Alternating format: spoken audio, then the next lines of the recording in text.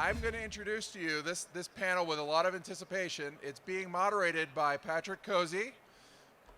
And you've got a lot of folks that are going to give you diverse perspectives on the metaverse, and we're gonna nail it down here today, exactly what the metaverse is. So with that, Patrick, take it away. Wow, that's a big intro. Thank you so much. Look, we're very pleased to be here, especially at the YPG panel.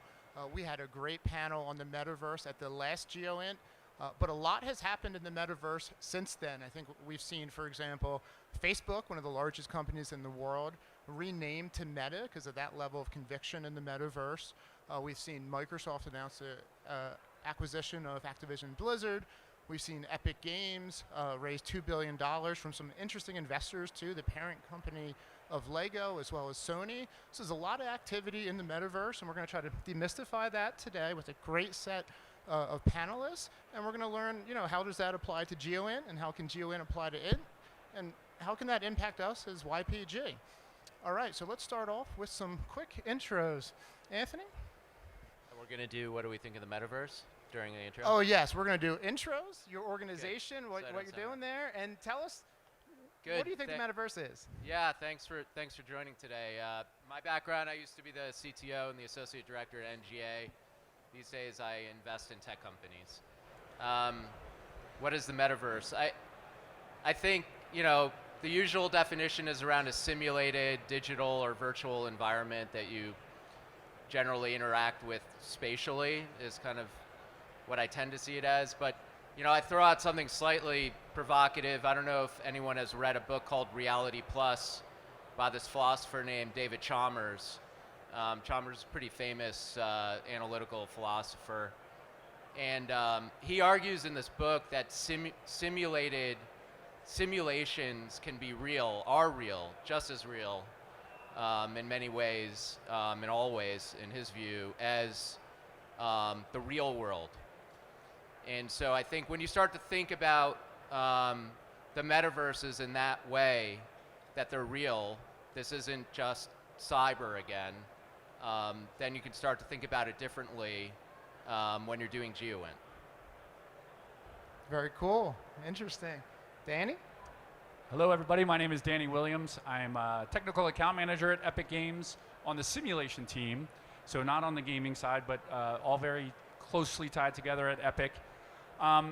It's probably bad to start off a panel about the metaverse saying, I don't know what the metaverse is. I have no clue. But I do think, I say that because I think the metaverse is really going to be what people bring to it. And I think the important detail is having a common set of capability, a common set of easily available, democratized technology that people can get access to. So whatever the ideas people have, be it from an entertainment and gaming side, be it from a GEOINT or simulation side, they have a common platform or a common set of resources where they can bring their own ideas into what will become the metaverse. And I think if you think about the internet as sort of a parallel, nobody 20 or 30 years ago knew what the internet would turn out to be today. And part of the beauty of that was that they focused on an open system, an open environment where people could bring whatever ideas, whatever technology, whatever cat videos they wanted to an environment, and anybody can access that. And so I think as the metaverse evolves, I think the important piece is to focus on what are those open tools, those open standards, to your point. How do we make it as accessible as possible for all industries, for all people that have ideas that they want to bring to it. So that's the way I picture the metaverse, and I think Epic as a company is very much focused on that as a mission. How do we make tools and capability as easily and as accessible as possible to people? So. Great. A lot for us to talk about today. I think the openness and interoperability is a good part for industry and government. Wendy? Hi, my name is Wendy Dinova-Wimmer. I'm with the Office of the Public Sector CTO in Adobe. And the metaverse can be anything. I mean, for Adobe, it's democratizing creativity for all, so everybody's going to have that chance. I think one cool thing for you guys, I was just in a recent talk where the lady said, I started my career before the internet. And I'm like, oh, I did too. And you guys here are going to start your career before the metaverse, so you can make it anything you want. Love it. I'm hearing the theme here that the metaverse isn't done. It's going to be a constant evolution. We're all going to build it. All right. Last but not least, All right. Thanks. Thank you. You stole my line. I have no idea what the Metaverse was. When they asked me to come speak, I literally Googled it right after they asked. But I'm Chris Parrett. I'm the GEOINT mission manager for targeting military issues for NGA. I work directly for General Cleveland, and on behalf of the director, doing all things 3D GEOINT. Really, my major job is just trying to be the best middleman as possible, coordinate across the agency and all these efforts. And this effort is one of General Cleveland's #1 efforts, is really trying to figure out how do we use 3D and really 4D and plus in the GEOINT realm. How do we deploy that out as an enterprise, and how do we use it to support our decision makers, to our policy makers? So one of my mission areas is sensor to effect, right? And so how do we gather all the data in the metaverse, whatever that is, or what it is now, or what it's going to be in the future?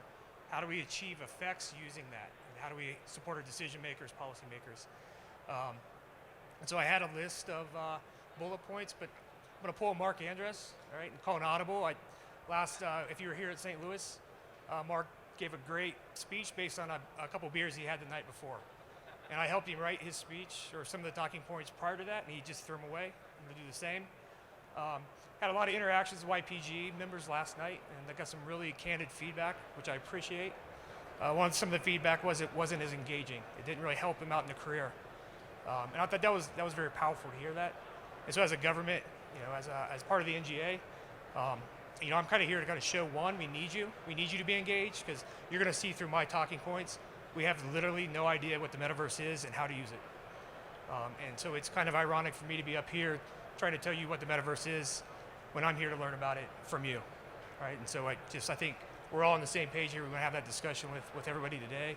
And so just look forward to the questions that you ask. Well said, Chris. And on that note, so we'll be available after the panel to chat, so please come up. But after we do some initial seed questions, we would love to hear questions from you all, and the YPG staff will be going around. If you flag them down, we can write down your questions, and we'd love to talk about them.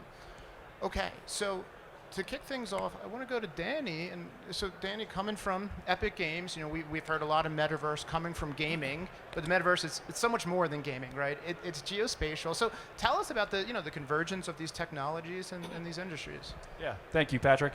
So Epic Games is obviously very invested in what the Metaverse is and what it's going to become. I'm in a unique position in not being directly tied to the game side of the business, and we have a whole enterprise division within Epic that's focused on non-game use cases for the Unreal Engine. And what we're seeing as a trend, specifically in simulation, but I think also across some of the other industries that we're supporting, is this acknowledgement that there's a lot of great capability built in. In the simulation domain, there's a lot of people that build very specific simulation tools that do very specific kinds of simulation and training applications, be it flight dynamics or weapon simulations or sensor simulations. Those capabilities have been around for a long time, and they're very specialized, and the people that do them are very good at them, and they're very useful. It's a very useful set of technology. But what we're finding is that those people don't want to have to figure out how to bring that into the metaverse. They've got these tools, but making them 3D real-time ready is something that isn't really their specialty. They don't know how to do that or why to do that. And so what we're seeing a lot of in the simulation realm to begin with is this convergence of these capabilities into game engine technology so that they can bring whatever their specialty is. It might be a flight dynamic system, it might be fluid dynamics, any kind of specialized simulation capability, and building it into an Unreal application and benefiting from all of the foundational technology, and being able to continue to do what they do very well, but do it on this common platform. And so that common platform piece, there's a lot of crossover that we're starting to see into the geospatial community as well. The whole idea of being able to do a simulation in a physically realistic environment, a geospatial environment, is something that's long been something that the simulation communities really needed and wanted to be able to do.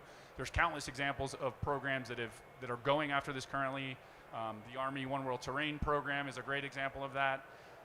And they're doing it because it's been such a challenge in the past from a simulation or a training perspective to be able to do these kinds of things. And so again, across all of these different simulation and training efforts, people are recognizing, hey, if we all agree on common standards like One World Terrain, or we all agree on open platforms and open APIs and common ways of creating content, then we benefit from that common core, and then we can all take our time and specialize on whatever it is we're trying to build. So that's a theme we're seeing. Again, I'm particular to the simulation industry, but again, we have non-game industries across Epic: automotive, architecture, engineering, and construction, entertainment, media and entertainment. So we're seeing the media and entertainment one's a particularly interesting one. There's been this big shift in the last few years towards virtual production. The LED walls instead of green screens for doing movie production. And okay, how does that cross over into GEOINT or into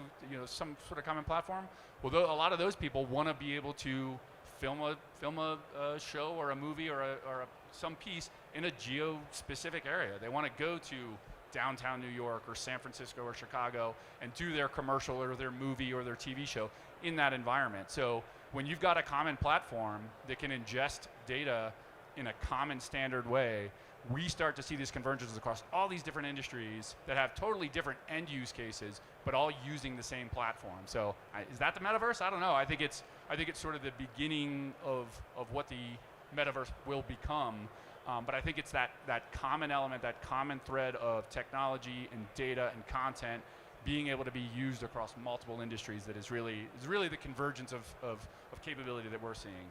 That's exciting for us. So Danny, I heard a lot of good stuff there. One is, maybe we don't have an exact definition of the metaverse today, but I think we all agree that part of the metaverse is 3D, immersive computing, and that what was once game engines are now maybe real-time 3D engines useful for many industries, including GEOINT, and that we need to build platforms and reusable components and enable collaboration through open standards, which, Chris, I saw your head shaking a lot. I really liked it.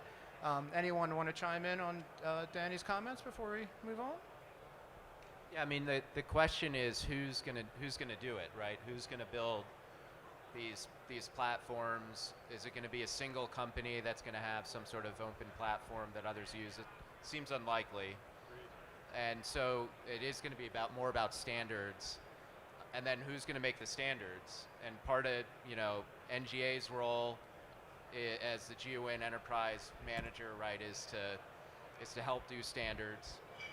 And so should probably take a role in standards, at least across the IC and the military, when it comes to developing the standards, at least that they'll use. Now they're going to have to work, with commercial industry standards, which are going to develop totally separately within Decentraland and places like that. There are places, and when you start to talk about places and people on them and the context around them, you're really talking about GEOINT, and that's what NGA does.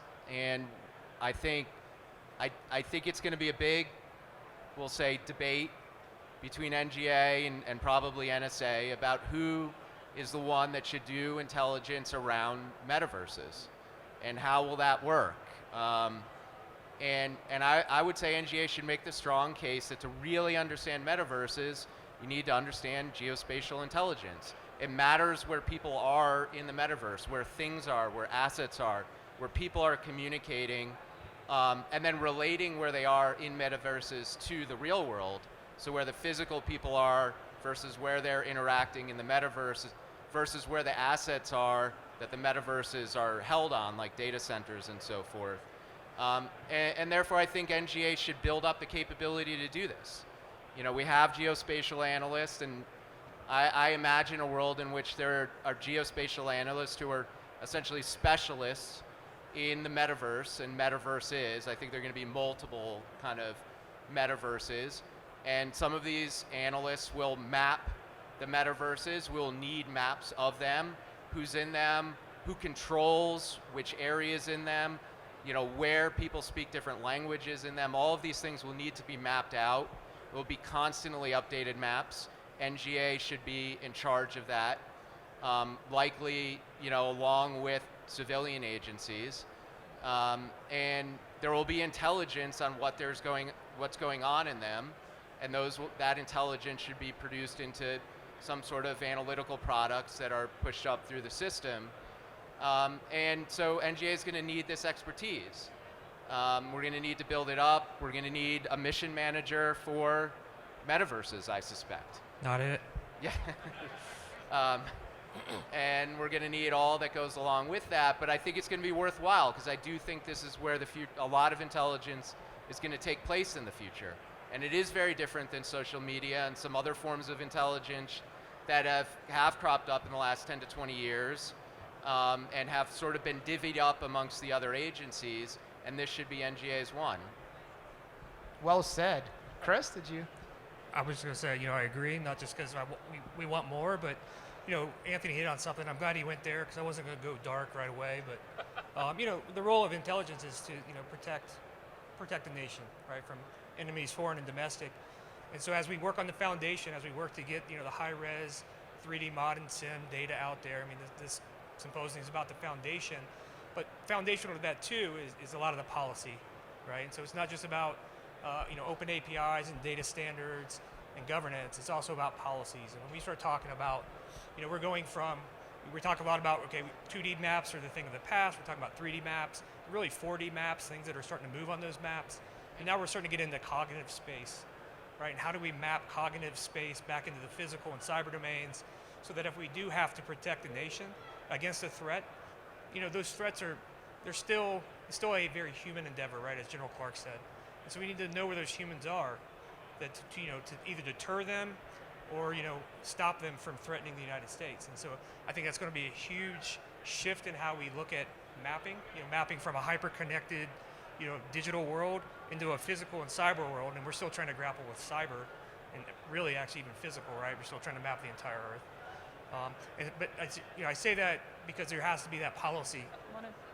It has to be that policy discussion because up until now, GEOINT was kind of the easy button because it was really hard to get people's personal identifiable information out of GEOINT, right? And that's why GEOINT was kind of very flexible, right? We could get commercial imagery over the United States, and it was pretty easy to handle. Not so much with SIGINT, not so much with HUMINT, right? HUMINT and SIGINT are external, non-domestic things. It comes internal, it falls under law enforcement. Do we have to start to rethink GEOINT now? Because now we're starting to get into people's business. We're starting to see and be able to map, humans, facial structures, their buildings, the license plates. I think that's going to be a hard discussion that probably needs to start sooner rather than later. We'll continue to work the standards, consider everything else, but I think that policy and those discussions are starting to happen, to be honest, but they're very nascent. I guess, sorry, I have to disagree a little bit that it should be totally owned by NGA. I think it should be a collaboration. I think from my time in the IC, our biggest success was when we had a working group across the whole IC. There were such specialties over at NSA, over at the CIA, and across everything. And it just kept growing. It mixed in industry. And some of our authentication working group is probably one of the strongest things because so many people had so many different specialties. I found that just not one group, one person could do it all. Great, good perspective. Any other comments here? Okay, so I'm really tempted to get into it, but I'm not. Okay, well, if you change your mind, speak up. So Chris, we spoke a lot about open standards and the interest there for NGA. Is there anything else you want to talk about with respect to technology adoption for NGA? I'm not going to just say no, but I think we've covered a lot. I would just say, on the engagement piece, there's a modeling and sim working group that's occurring tomorrow at 12:30. Randy Clapham, who is one of our leads for NGA Source Foundation Office, she does a lot of work with immersive 3D and a lot of the mod and sim piece. She'll be presenting tomorrow. It's more of a question and answer. It should be a smaller group. And then also a close colleague and partner of mine, Ryan McAllendon, who is the One World Trains PM, will be there with her. So if you really want to kind of do a deeper dive in what the Army and NGA and how we're partnering, and you're going to see there's two different scales. I mean, One World Train is much more the military, kind of like small cartographic, large area mapping issues, and then Randy's very much focused on supporting that, up close and personal modeling and sim. That really we're excited to see your tech be incorporated into. Very nice. So we're getting some great questions from the audience, so please keep them coming. And we're going to do one final seed question before we go over to these. So Wendy, we were talking a lot about, well, what does it mean to be metaverse ready, and what can industry do to help government with that? Yeah, I think there can be a lot more collaboration of working with different industry groups. I know at Adobe a lot of times a lot of the customers will call and they'll have a question, and I'll get them together with the engineers or with the research and see if we can do things. We can't do everything, but I think we need more discussions and more collaboration. A lot of times our researchers out in San Jose or wherever haven't thought of it on things that you work on. So I think a lot more discussions and a lot more work together I can see as being a bigger success for the metaverse. Just to add to that, I think the discussion about NGA and CIA or whoever should be the governing body, I think to tag on what you just said, I think it's also important as we think about the metaverse to think about collaboration, not just with what the military metaverse, if you want to call it that, or the geospatial metaverse might be, versus what the commercial or public or gaming or entertainment metaverse might be. Yes, they are almost certainly be separate in some ways, but I think we would do ourselves a disservice not to come together on a technology basis to understand what are your needs, what is the entertainment side needs, and how can we, to a point, build something that is common. And then yes, maybe they'll diverge. Maybe you have to go classified in some regards. But I think part of the vision of what the metaverse can be is this space where everybody knows how to enter it. And so they might enter it from a government perspective in one portion of their career or whatever efforts they're doing it, but then they might also want to do that from the commercial side. And so I think it's important to make sure that in all of these conversations, we're not just segmenting, that's military, this is commercial, and let's just not talk to each other. I think it's important that we have a common understanding, and back to the idea of common standards and common approaches to doing these things. I think we'd be doing a disservice to what the metaverse could be if we go that route. Very nice, Danny. You're starting to foreshadow one of the questions here as well. Okay. Any responses to Danny before we move on? Okay. Well, once again, thanks you all for the questions. If you have more, please keep them coming. So we're going to start off with a question I feel like I provoked with the intro. Okay. So this is for any speaker here, and more than one if you'd like. How has public perception of the metaverse impacted its effect on GEOINT? Thinking of Facebook becoming Meta, has this helped or hindered your work? Takers? I'll jump on it quickly. I started off by saying I don't know what the metaverse is, and I mean that sincerely.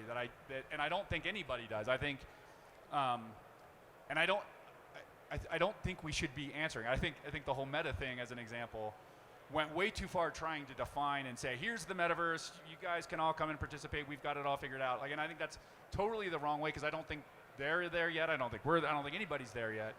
And so I think it's important to understand that, same with the analogy to the internet, what the metaverse becomes is still very much unknown. And 20 years from now, we'll all look back to this discussion and go, wow, we didn't really see that coming. And so I think it's important not to over-promise or over-predict what it's going to become, and instead focus on what cool things can we bring to the table, what cool ideas do people have in terms of how we can build it and how we can make it accessible, and steer clear of defining it too quickly. Very nice. And any other responses?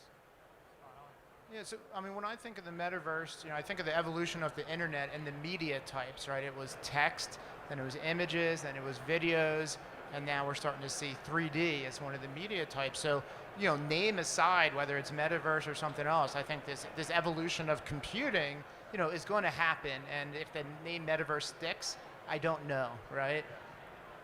All right, so next question, and Chris, this is for you, but for anyone else as well, but you first, Chris. So how is NGA approaching the procurement and integration of commercial 3D GEOINT potentially to maintain capabilities like one world terrain? Great question, very timely. We've been having a discussion this week.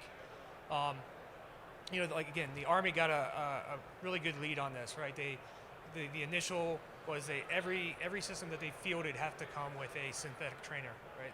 They were done kind of building up physical trainers. They wanted to do it all in situ. They wanted to do it all synthetically. NGA was very much focused on how we did 3D terrain, but it wasn't really to do that level of training. And then we had some close partnerships with some other partners out there that really wanted that modeling in sim, But it was very unique. It was very, I don't want to say cliquish, but it was very, very niche. And so we haven't been maybe as proactive over the last few years to get after this. But I mean, the demand signal over the last 18 to 20 months, I've been at NGA. I've been at NGA for 20 COVID months. So it feels like a lot longer, but it really hasn't been that long. And over that time, we have started to drive joint requirements for 3D, and that's really what we wanted. Up until now, there hasn't been a joint requirement for 3D GeoInt. It just hasn't existed. We know that the demand signal is out there. And so we're starting to work now with the joint staff, with the D&I, and they're looking to put out a series of potential RFPs through NGA's commercial office. And then through that mechanism, through Dave Gauthier's office, we'll then go out and try to actually acquire and support. But right now, it's been a close partnership with the Army, and they've been doing a lot of the acquisitions, and we've been hosting it through things like Grid for the community access. I was thinking about, I did my first GeoInt in 2017, and there was a lot of talk of AI, machine learning at that point, and maybe a handful of companies that were doing it, and then now, sort of 5 years later, you walk around and there's dozens of AI, machine learning specialized companies, and then all the big companies who do many things all have an AI machine learning capability that they're advertising. I suspect it will be like that with Metaverse in the next 5 years, where there's got to be at least one or two companies in here offering, probably, a different code word for Metaverse, like simulation and so forth.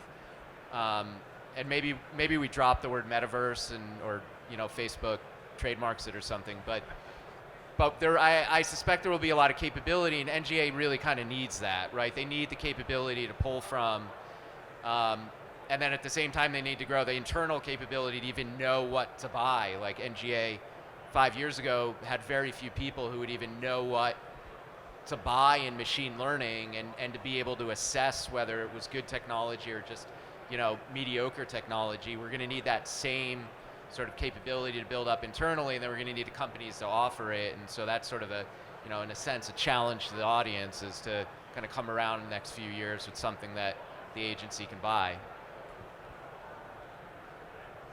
Yeah, well said. And I like the comparison to AI. And yeah, I want to set a calendar reminder for 5 years from now to see how that plays out. All right, the next question, Danny, is for you. And you did start to talk about this, but if there's any more you want to add on, how should the IC expect to operate across a variety of privately owned metaverse platforms like Fortnite, Roblox, and worlds developed by Meta? Yeah, good question. And you touched on a point earlier, Anthony. I think it's important to point out, too, that even though I work for a company that very much is interested in what becomes of the metaverse and where it goes, I think, if you listen to our CEO, Tim Sweeney, talk, I mean, he's very open, and generally Epic talks about the idea that no one company is going to solve whatever the metaverse becomes. It's going to take lots of companies that bring lots of different technology to bear and lots of different capability to bear. And it's going to rely on open standards so that those different technologies can interoperate and participate in common things. So, Patrick, your podcast that you do, I think, touches on a lot of these themes and concepts of how do we ensure that everybody can come to the table and everybody can build pieces. And so if you talk about things like Fortnite and Roblox, like those are, some people talk about those as sort of precursors to what the metaverse might become, or kind of initial platforms, because they support huge user communities. They're doing it in real-time 3D. Now those are just games, but both of those technologies, Fortnite and Roblox, are building an ecosystem where creators can come and with very little overhead create and create whatever. And a lot of times they're games, but they don't need to be. They can be anything. And so again, I think it's important. I think that philosophy of having systems where people can come and create, bring content from different platforms and different technologies into that environment. I think that's great. I think that's going to help the metaverse flourish and not be. I mean, yeah, there's some problems to solve in terms of how how does Roblox talk to Fortnite? I don't know. Like that. That's a great question, and I don't know the answer to that. But I think answering that question or coming up with some concept of how those things could operate in the same environment is an awesome idea and something that we should really be focusing on. And I think that then proliferates into other areas of technology and non-entertainment spaces. I think that's important. I think that's the direction I think it will go. So once again, we see the common theme of open standards and interoperability. It's going to take all of our efforts together in collaboration. Very nice. All right, I really like this next question. And this is for anyone.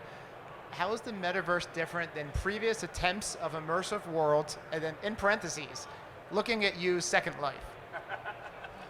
Takers. I'll jump on it quickly.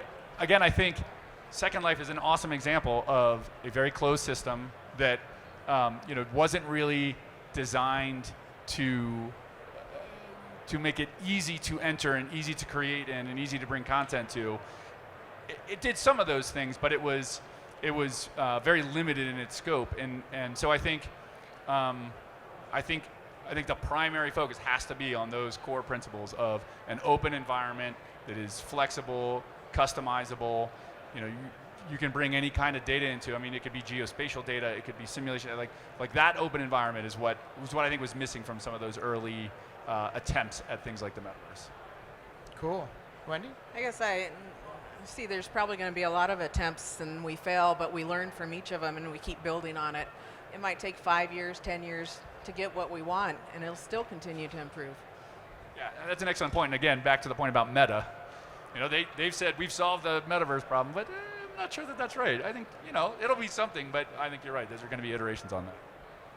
There's also just sort of a basic blocking and tackling problem of technology. I mean, there hasn't been a really good way to interact with 3D spatial systems, basically. And I think as augmented reality, virtual reality systems kind of come, that changes how we'll interact with information. It will make more sense to interact in a sort of immersive world versus this sort of singular viewed from a screen world, which you can basically do in 2D or a 2D representation of something that's 3D. And that technology is coming. I mean, there's real money being put into it right now, for glasses and or even contact lenses and things like that. And that's, I think as that technology comes, I suspect is where we'll see that sort of tipping point for those, worlds to get real and to become something that, what becomes important for NGA and other people in the GEOINT community is a lot of users, right, who are doing interesting, important things that might be relevant to intelligence. So you need a lot of people in them, and you need the technology to get a lot of people involved in them. Exactly.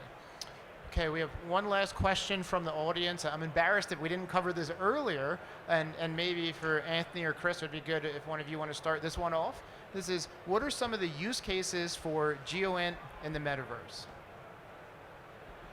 Yeah, so I'll start. Again, not to go to a dark place, but from our decision makers, it's very much, again, it's about mapping the threat.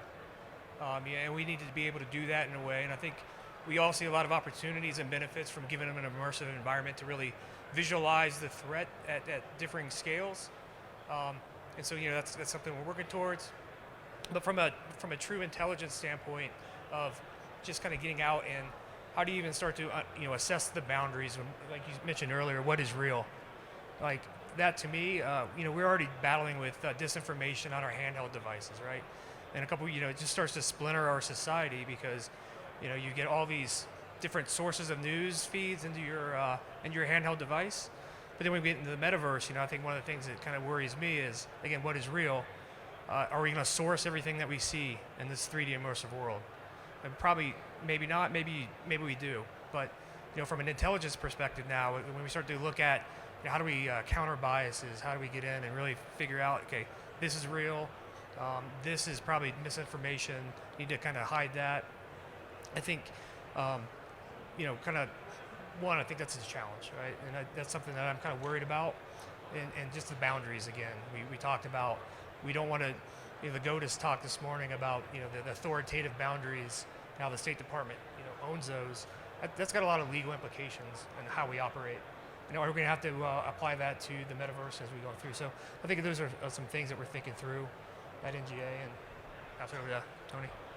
Yeah, I mean, I think the mapping piece is a really basic part of the mission that NGA will have to do, and there will be assets that are owned in the metaverse that potentially, either non-state or state groups of concern will own, and we should know where those assets are, who owns them, what they're doing with them. And then there will be people interacting on those assets, either, for example, authoritarian governments using them for disinformation, proliferation, non-state terrorist groups using them to spread information, or I suspect there will be an actual great power competition of some sort over who has influence over what parts of which metaverse is, and our policymakers, decision makers will need to know where they are and who's there, so that they can determine what to do about it. That's just basic intelligence functions that we have for geographical regions in this world. We look at a Western Sahara or an Ethiopia-Eritrea border area, and we think about geography and GEOINT and why it matters there. I think we'll need to do the same thing. Maybe it's not in Roblox, but maybe it's in some sort of more general, metaverse. I have one more. So in multimedia forensics, if you take locally, like the Las Vegas shooting or the Boston bombing, we get in this whole handful of data. We get in video and audio and pictures from a specific area, and we mix it with different sensors, CCTV and all that other stuff. I want to be able to drop that all in the metaverse and kind of walk through my data, where it should be in the locations, and to analyze what needs to be done in a quick way. Good. Yeah, I was just going to, and I think it's a good segue into what you said earlier. But we're an enterprise. It's not just NGA. I agree with that. It's the whole of the IC is the whole of a government approach to this. And so we're going to have to figure out a way to do, what General Cleveland and I like to say, centralized orchestration. And from a governance standpoint, we do the governance and standards, but decentralized execution. How do we enable our partners, the IC partners, DoD partners, or our industry partners to generate their own content, so that it's not just, hey, here's all of the data, go figure out how to get into the metaverse and then walk through it. You empower the partners to put the data that they have out there, right, in one spot, and that's that user-generated content. And then we kind of segues in what you were talking about earlier. Yeah, and I was going to just point out that I think, regardless of what that data is and who brings it to the table, I think the idea of adding this new perspective on how to observe that data, how to interact with that data in a environment that's different than what we've done up until now. Even 3D's been around for a while, but generally speaking, we're talking about looking at 3D on a two-dimensional screen or on a flat surface, and that's fine, and we all understand how to do that. We've all interacted in those environments, but I think you're going to recreate events in time and space and then step into them and be able to walk around them and understand it. And I think we went really dark with all the scary examples, but I think there's lots of examples where you want to be able to do that and look at events that took place and unfolded, and see what was happening at that time, and then move to a different space and see where it's happening at that time. So I think it's a really interesting thing from a GEOINT perspective to think about a whole new way to immerse an analyst or a user of whatever type into the environment to be able to experience that data, and it's going to be a whole new skill set that people are going to bring to the table, which I think is really, really fascinating. So I'm glad to hear we're not short on use cases for GEOINT in the metaverse. And on the skill set, so we've heard a lot about talent, and we need talent to build the platforms, to build the policy, to build the open standards. We just have about 2 or 3 minutes left, but I would like to ask one last question, because this is the YPG Hub, and I'm sure a lot of folks would like to know, how can they build a career? What type of training or learning should they be doing if they want to work in the metaverse?